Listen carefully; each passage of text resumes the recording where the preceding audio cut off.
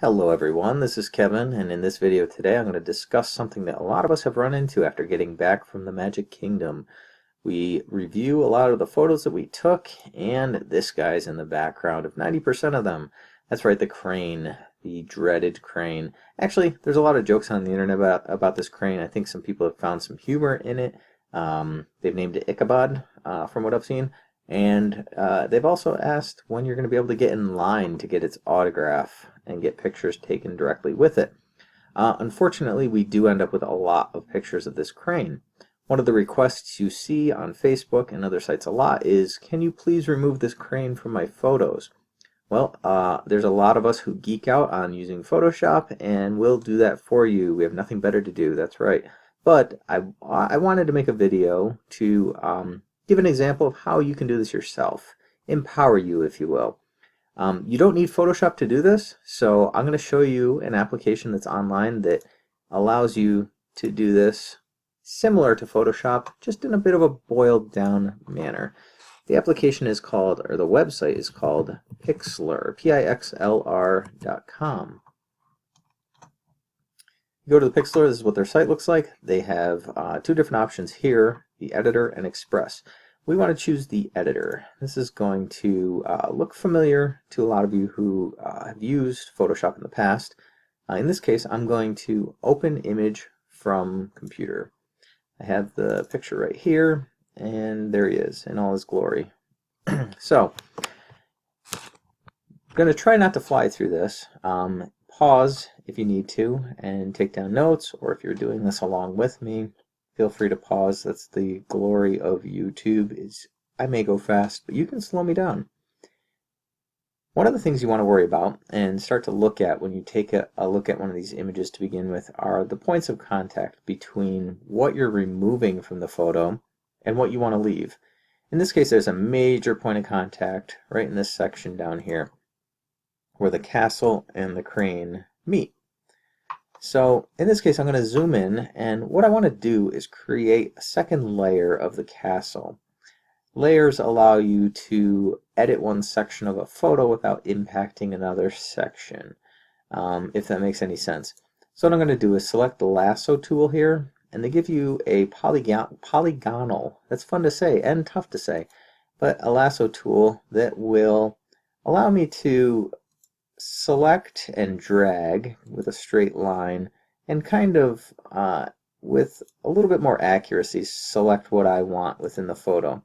I'm not going for a perfect job here, so I'm most likely going to have a little bit of the crane left over when I'm done, but it won't be that noticeable once you zoom out. Keep clicking. Every time I click, it adds a new point of contact for this lasso tool. Let's scroll all the way down to here. I would like to go a little further, but that's okay.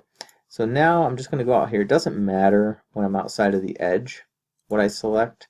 Really, it's the edges, the points of contact that would be impacted when I edit the photo to remove the crane that I want to select and create a new layer of. So this is another section. I might have gone a little higher than I needed to, but just to be sure I don't impact anything on the castle, I'm going to go ahead and be delicate as I can in here. All these nice little decorations that they add. And there, so I have it selected now. I'm going to do Control C, which copies, Control V to paste. Pixlr puts this in a different location for some reason. I don't know why, but Photoshop will drop it right over where it's supposed to be. So in this case, I'm just going to drag the castle back to where it's supposed to be. I'm going to zoom out a little bit. I'm actually going to go to View Actual Pixels. That'll give me a little bit wider of a view. Now, the tool that we're going to use the most during this process is called a clone stamp, this guy right here. Right now my brush is kind of small. To speed up the editing process, I'm going to come up here, select a brush that's twice the size, twice as fast. What this tool does is allows me, when I hold the Control key, in this application anyway, it turns into a little target.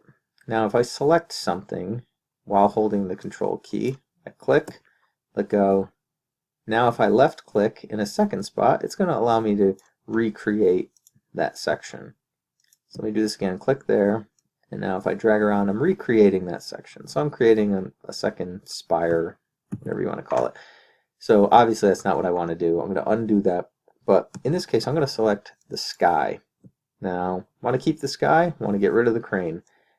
So I'm going to drag over the crane here, and you'll see I'm erasing the crane, but leaving my other layer behind. That's why we did that. That's why I created a second layer. Again, you can see where I wasn't perfect with my lasso, but that's okay. I'm not going for perfection here. I'm just trying to give you an example of how to do this. You can worry about perfection when you take your photo and start working on it. So I'm going to move up here. This thing is huge, so I'm going to try to get rid of it as quickly as possible. Now, here's another point of contact up here. A lot of people would probably say, you know what, go ahead and get rid of that wire going across. In this case, I'm going to show you a little trick to keep it. Again, with the clone stamp, I'm going to hold down the control key and click right on the wire over here. So it's right in the center of that X, or as close as possible. Now when I drag it over here, see there's a little plus in the middle there? I'm going to click right there, and it's going to generate a wire in the sky, just like it was off to the left where I selected it.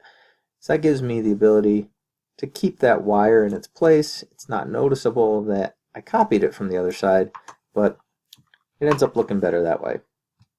Again, a lot of people would probably choose to remove that. I just chose to keep it. So now I'm getting into clouds. Good thing about clouds is they're kind of random.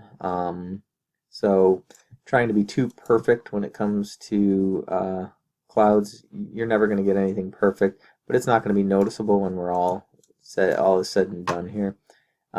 Scroll up a little bit. We're probably coming to the end of the image here at the top. We're at the top of the image. So again, I'm going to use the clouds because it looks like it's still a little bit of cloud cover behind the crane on this side. As I come down here, I'm getting more into the sky, so I might leave that piece there and select from over here just to try to keep it somewhat realistic looking here. Yeah, I don't like that there. That's better. So now I'm going to zoom out just to give you an idea of where we're at. If I show all, poof, Ichabod's gone. And all we have left now is the actual wire from the crane.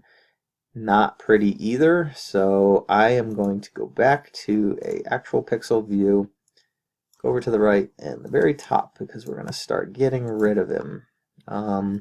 Again, we're in the clouds here a little bit, so not a perfect scenario, but not impossible to get rid of.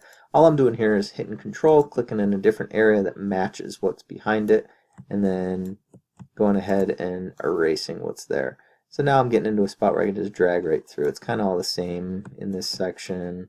When I'm zoomed in, you can kind of notice where I've gone over, but it's not too bad. The more you do this, the better you get at it. I'm going to go ahead and select from over here. I'm getting close to another crossing point here, so I'm going to select right on the center of this wire again, drag over here. I might have been a little bit below it, but let's see how it turns out. Okay, so there. Now Tinkerbell can still fly, and we got rid of that section of the wire. So let's come down here. Now this is going to be a pretty easy part. Let's just fly through it. And most of the remaining parts here are going to be straightforward and simple until I get down near the castle again. And that's where we're going to have to try to be a little bit delicate and maybe use another layer once we get down here. So let's go ahead and drag past all this as far as we can, and we're too close. Okay, so once again I'm going to use the polygonal lasso tool. Say that 5 times fast. I'm going to do a sloppy job of selecting around here, but I've got the section that I need. Control C again to copy this part of the castle, and Control V. Thanks Pixlr for moving that. I'm going to move this back down into a good spot so I can fit in the puzzle piece and let go. So now again I'm going to select the background because that's where that wire exists. I'm going to select my clone stamp, pick the sky next to it, and I can go ahead and paint right over it. And we're good. You can see I did impact the castle a little bit there. If I Control Z to undo, I can redo this again and maybe do it a little bit more delicate, and the castle's fine, fixed it. So zoom back out, and this is the end result. You know, you could really play around with this and learn quite a bit about how the clone stamping tool works. That would be my best suggestion. If I go actual pixels, you know, you can have some fun with the clone stamp tool. I have used it in the past to do fun things with friends' faces and all that sort of stuff. I'm really not that mature, so it doesn't take much to entertain me. But, you know, you can see how it works, get an idea of the different things that you can do. It's kind of fun to play around with. So, but in this case, the end result that we're going for is something like this. And then you want to get rid of them. It looks much nicer when you don't have a massive crane in the back of your photos. So that's how you do it. Hopefully that helps. If you have any questions, leave them in the comments below. If you need any assistance with editing your photos, you know, feel free to ask a question on how to do something, and I'll try to answer it as best as I can. But thanks for watching, and happy editing.